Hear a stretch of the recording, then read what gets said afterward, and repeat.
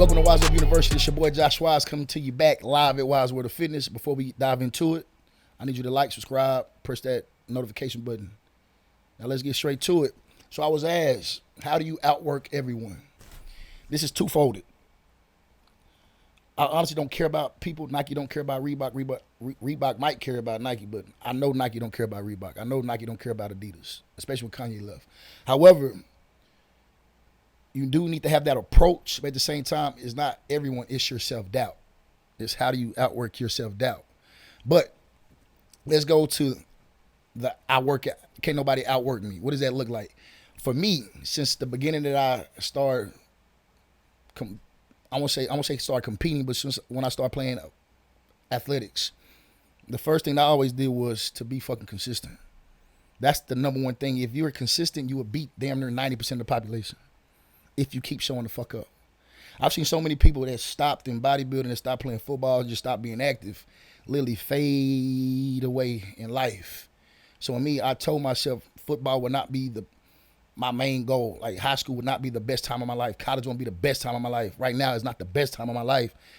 So I continue to pursue my higher self because that higher self is the outworking part. That's the one who's going to show up on time, actually before time.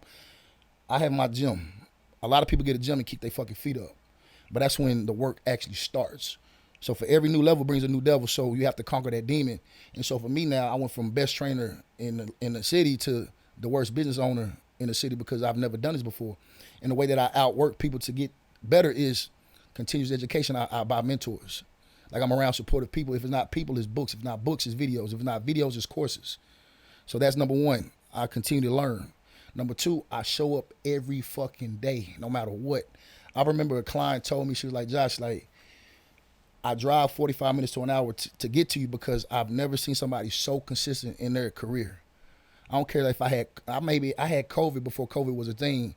I think I sat down for 2 nights, and the third day I'm back at work. I remember my brother dead. Just imagine. I'm sitting just like this. I already saw my brother dead on the bedspread. Text my client, I'm not going to come back in the evening. Then all of a sudden, I looked to the left, looked to the right, saw my mom and dad crying. I'm like, fuck that. I'm not going to die. I went right back to fucking work. Just imagine.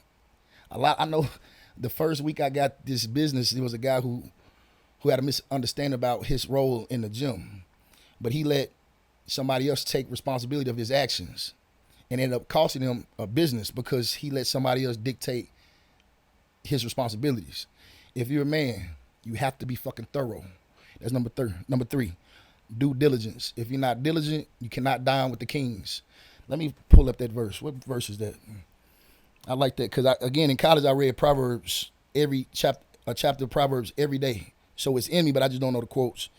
But due diligence, Google, Proverbs, and people, learning how to learn is a thing.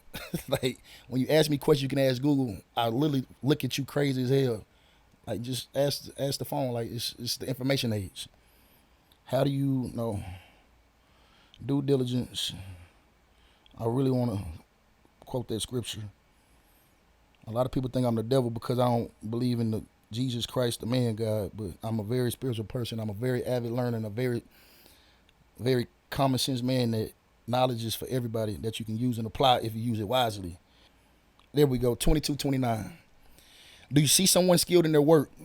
They will serve before kings. They will not serve before officials of low rank.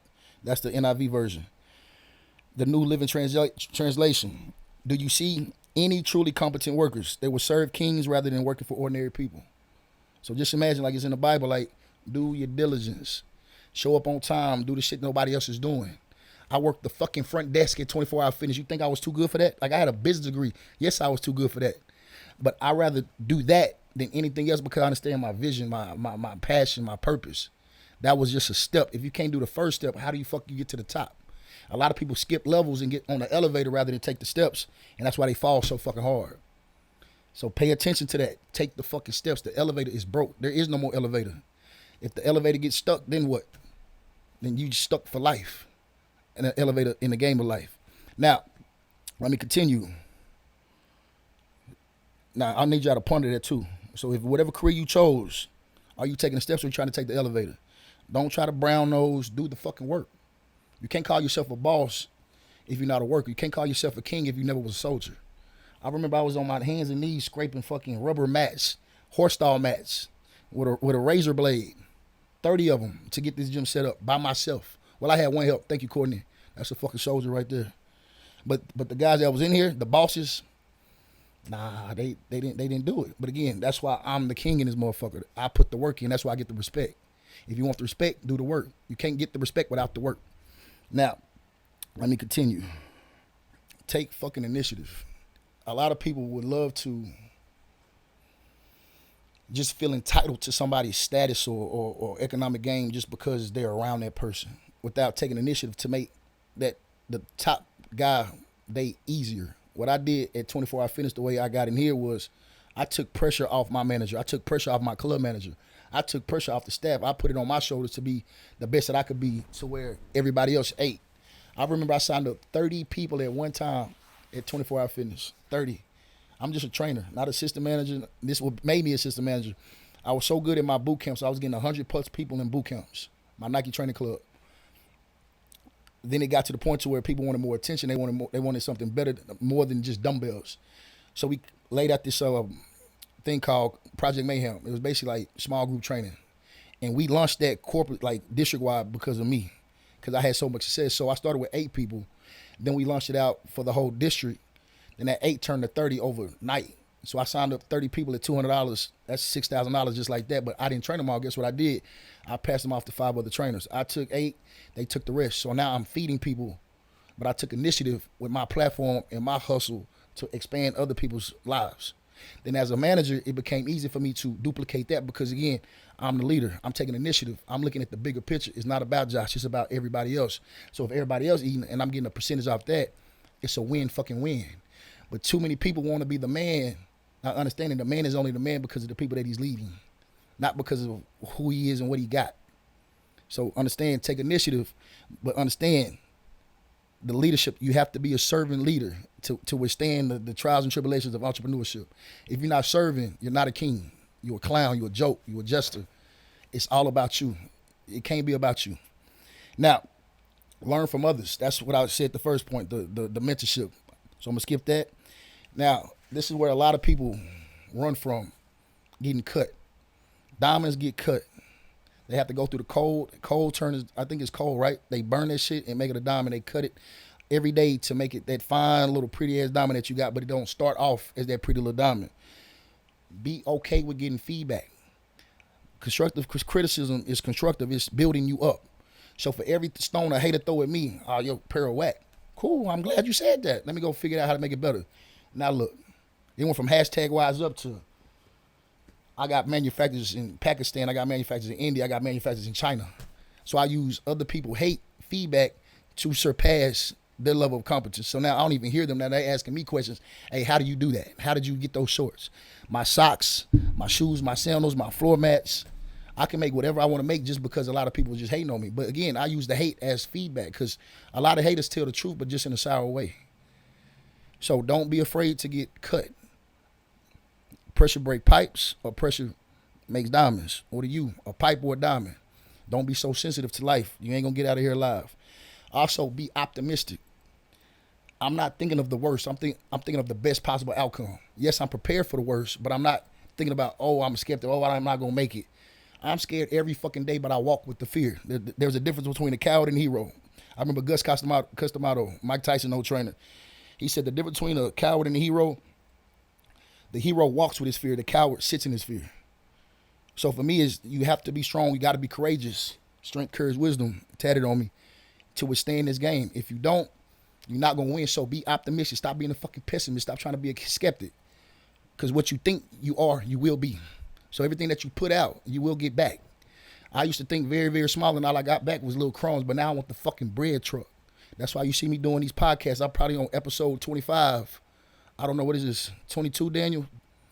Like, I have a goal of 100 milestones. That's me being optimistic. Like, I want a big goal, so if I fall on 50, I'll still accomplish something that I never accomplished 4 or 5 years ago. And I've been trying to do this for a while. So, again, be optimistic. Keep that low vibrational thoughts to a minimum. And that's another thing, positive self-talk, affirmations. If you're not your own best friend, if you're not patting yourself on the back, it's going to be a hard fucking ride on this roller coaster. What goes up must come down, and what's down got to come up. So when you down, talk good. When you up, talk good. Just understand it's a game. The more positive that you think, the more positive that you believe, the more positive feelings, all you can get is a positive. But again, even if you're down, you still got to understand I can always get up because I'm alive. I have tears of self-doubt all the time, but that's only for a moment. The feeling is not my being. I can feel fucked up, but at the same time I can still move because emotion is motion. That's why I put that on my wall. Emotion equal motion. If you're depressed, you're sitting still. And the only thing that can sit still and grow is a tree. I don't have no fucking leaves. So keep putting left foot in front of right foot. And that's how you will continuously beat everybody on the planet Earth, because a lot of people will sit in their fucking feelings because they don't know how to get out their head and get into their body. That's why fitness is so fucking important, because that's the first step to a healthy self-image. Because if I can look in the mirror and be like, oh, I like my chest, I got a little abs. Now you're building self-confidence. Now you're talking to yourself in a positive manner. Then all of a sudden you're walking with confidence, thinking confidence. Then actually you just become confidence. But it starts in that mirror. Now, let me continue. I probably got 3 more. Also, what a lot of people have a hard time doing is unlearning to relearn. What got you here is not what's going to keep you here. Understand that. What you learned in 9th grade, you're going to have to end up graduating to the 10th grade, got to learn something new. And every year, every quarter, actually, I'm learning something new to make sure I'm ahead of the curve. I might not need it today, but I might need it later down the road. There's stuff that I'm doing right now, transformational breathwork, that will be very fucking popular in the next 3 to 10 years. Especially like if I knew this during COVID, a lot of people wouldn't even die. A lot of people died just because they don't have proper breathing techniques. I didn't even learn how to teach people how to breathe until this year. And I've been being a personal trainer for the last 10. Think about it. Breathing is the first thing that you need to learn before you're even 6 years old, but we're learning how to breathe at 30 years old. That's how fucked up we are. I remember there was a book by Jay Shetty, Think Like a Monk. There was a 10-year-old teaching a group of kids, 6-year-olds. And Jay Shetty walked up to the guy and was like, to the kids, like, hey, what are you teaching? And he said, well, what did you learn when you was 10 years old? He's like, the basics, like math, science, history, shit like that. Well, he didn't say that, but I said that. He was like, oh, well, I was teaching people how to breathe because that's the first thing that you have when you're alive, and that's the last thing that you have when you die. What changes when you get sad? What changes when you get mad? What changes when you get happy? Your breath. So if you learn how to breathe, you know how to think. If you know how to think, you know how to live.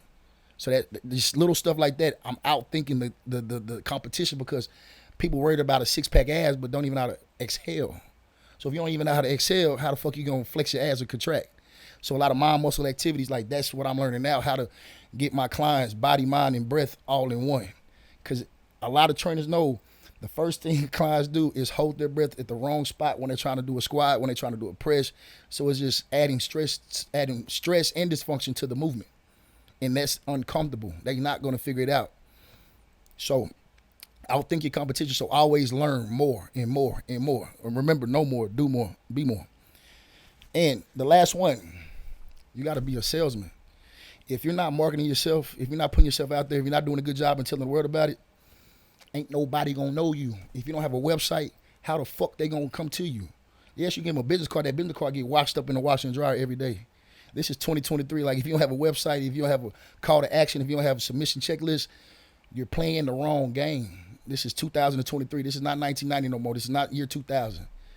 This, like, people attention span, it's probably 30 seconds now because of social media. So if you're not constantly advertising yourself, if you're not constantly selling yourself, if you're not like connecting with real genuine relationships and actually making a positive dent with people, you're not going to make it. You can hustle your way through it. That's fine, but you'll have a new face in your face every day. The whole game is to keep your clients. A big funnel at the top, but a small end. Like, that's the name of the game. A lot of people in, all money in, no money out. That's what Nipsey said. So all money in, no money out. So let me go back to make sure I hit them all.